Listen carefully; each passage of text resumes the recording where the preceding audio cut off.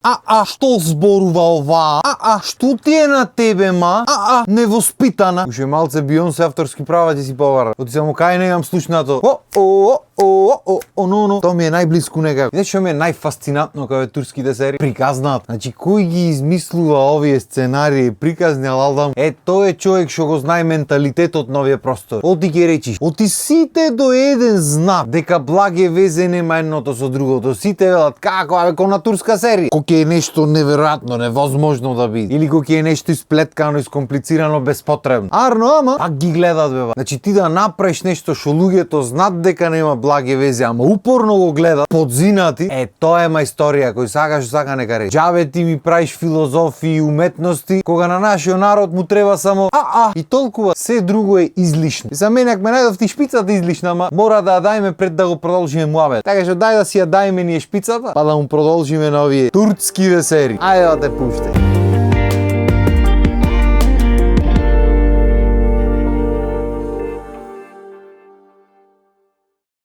Многу често порано можевме слушниме од повозрастните во држава дека турските серии имаат многу убави фамилиарни и традиционални вредности. И добро, се замисли да си ти дел од една таква традиционална фамилија. Небитно од која вера и од кој место. Битно да се вреднуваат тие традиционалните вредности. Пример, таткото е глава на фамилијата, тој работи за сите, носи париња и така натаму. Мајката е домакинка, ги воспитва децата. Децата се знае не смеат да писнат што ќе речи таткото, тоа нема, мрдање нема. Никога се мали, никога пораста. Верските обичаи се почитуваат до тука, битва се цакум пакум, фамилија средена она, патриархално. И тој патриархатот, тој таткото ви е главен, ме сваеш, врховен господар, идол да не речам. И така си растите, вие созревате, се мажите, се жените, деца, оно еден ден на 60-70 години на тој главни му текнува, знаеш шо? И си фатам љубовница. И не само што му текнува, туку и си фаќа љубовница. И сите дознавате дека има љубовница и тој пако ќе си дојди дома, а тој кажва приказни, тој се слуша, тој главен, никој ништо не смета прави, ама тој ако има љубовница. За такви вредности фамилиарни правиме муаве. Што вредности се тие? Деме ќе рашири фамилијата, човек уште една жена најде. Единствено нешто што треба човек да бара на 70 години е кај му се наочарите. А не онде жени ми бара, ми брка, па уште ги затрудни, ќе дојди дома, тој ќе проповеда правилни вредности себе, господару. Дежи ти мене не проповеда. И ти да си дел од таква фамилија што ќе си рече, овој што го идолизираме прави глупости, јас ќе се прам паметен. И затоа после почнуваат децата, жени се, разведи се, па земи се со истата, разведи се, па друга земи, па разбери дека стрикот ти веќе ја имал земеното, а другата што си ја зел. Шо муавет, ма кои вредности се тие? Замисли ти да знаеш дека стрикот ти од 60-70 години што има деца колку тебе, бил со девојката твоја кој била уште помлада. Сам се добро, не да судим. Нели како викат по филмоите, љубовта нема граници. Тоа е се во ред, ама човечноста треба да има некакви граници. Така, воспитувањето треба да има некакви граници. Тоа не е за да го слушниш негде, не па го даваш по телевизија. Наместо се проповеда нешто убаво, да се проповеда љубовта како што треба искрена, некои вистински фамилиарни вредности. Не бате, разводи ќе проповеда. Разводи и прељуба. 70 годишен со 20 годишна, внук му со бабата, па жени се разведвај се 20 пати, па неќам да се разведам, сакам да се разведам. На едно место вели му да со тебе сакам да бидам, на друго место вели му ја неќам ова со тебе сакам да бидам.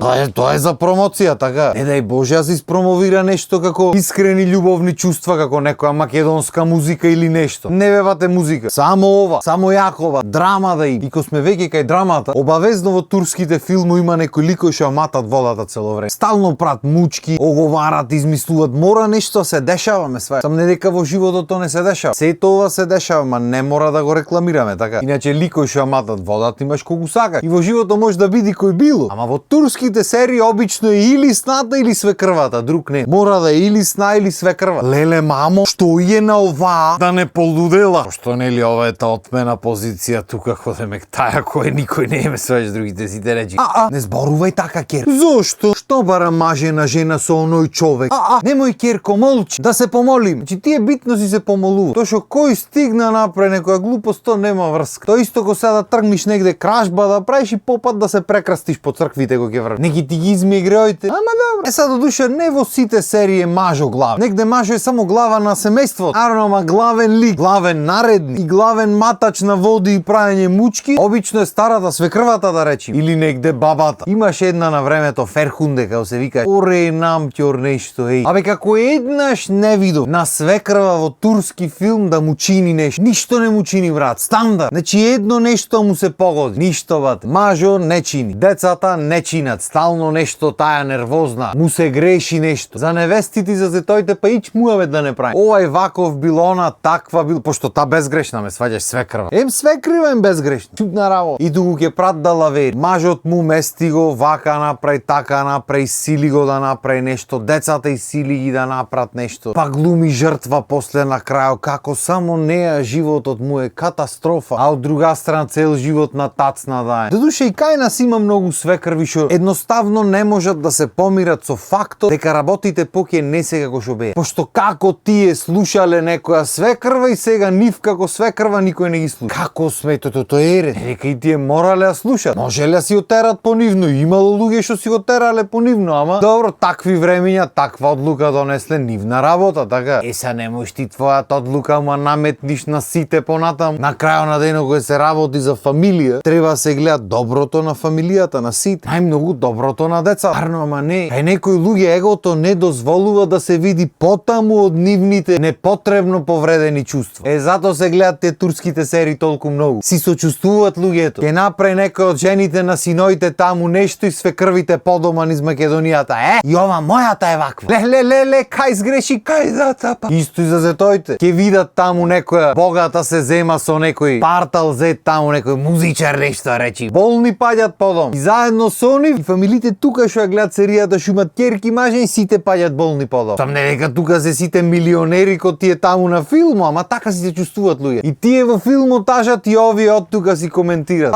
Керко, кај го најде, кај се запусти. Со песна. Исто како што ги испраќат со песна кога ќе се женат мажа, така и со песна си ги плачат подома. И го сме веќе музичарите не знам од ама во сите тие филми музичарите се прикажани како лоши луѓе, како партал. Те ме кажа шо е тој гитара свири нешто пеат. Ништо. Патал не е човек то, готово. И баш тој што не е човек нема да има ни еден скандал во филмот, ќе биде супер и се. А тој што е многу голем човек што ќе биде нешто доктор, газда на фирма, на холдинг, извинете, не е фирмата. Милионер некој, сите глупости тие ги прат, ама тие се луѓе. Оти во очите на народот човек те прави тебе статусо. Тоа што го правиш ти нема врска со делата поврзан. Аман ти се молам. Битно е ти некој статус да имаш, другото шајма вез. Оти ти кога ќе си оиш дома со некој човек, ема човекот те прави тебе срекна или не срекна, немате статусо. Тој може дома пуздер ќе те прави, ама битно има статус голем. Дотаму е работата дојде. Дотаму се тие фамилиарните вредности што кажу. И баш заради тоа ние во нашата телевизија не даваме такви работи. Ние си емитуваме македонска програма. Колку шо има, толку има наш. Верувале или не, и ние имаме доволно работи за емитување. Кое се сака, се може. И сакале или не, за жал иди крајот на епизодата. Така што толку од мене за денес. Поздрав, имајте убав ден.